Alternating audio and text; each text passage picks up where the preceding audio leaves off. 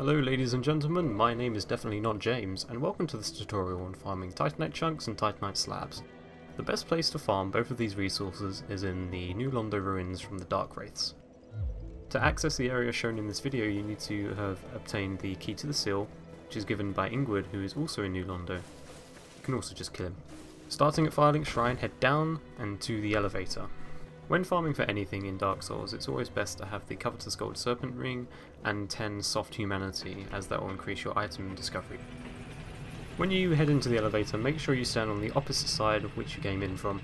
That way when you leave the elevator you'll walk over the button and activate the lift to go back up. That way when you homeward bone, your elevator will be there ready for you. Making that jump you just saw there allows you to skip walking down the stairs after you leave the elevator. This jump coming up, I'm not sure whether or not it's actually worth it, whether it saves you time or is about the same. Either way, I just like doing it.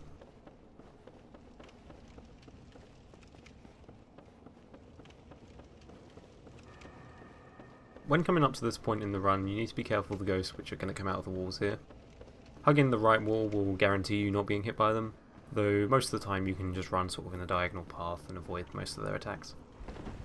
After you make this jump here, if you mash your roll button, you will do a back step, and then you can regain control of your character much faster.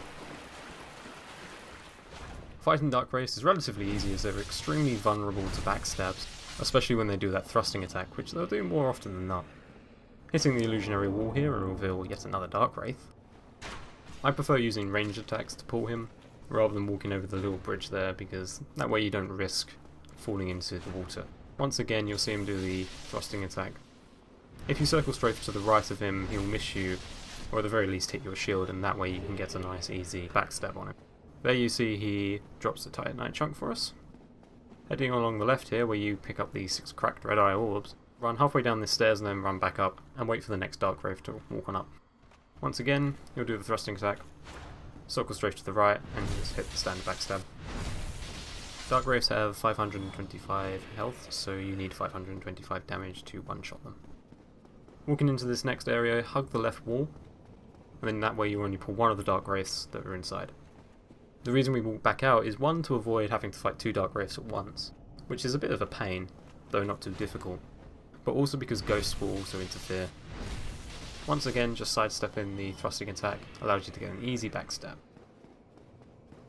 Just run into the room about halfway through and run back out, and the second Dark Wraith will follow you. Bait the thrusting attack, circle around and backstab. And another Titanite chunk. So far this has been a pretty good run. Generally you'll average around 1 to 3 chunks per run. 0 chunks runs do happen, and so do 5 chunk runs.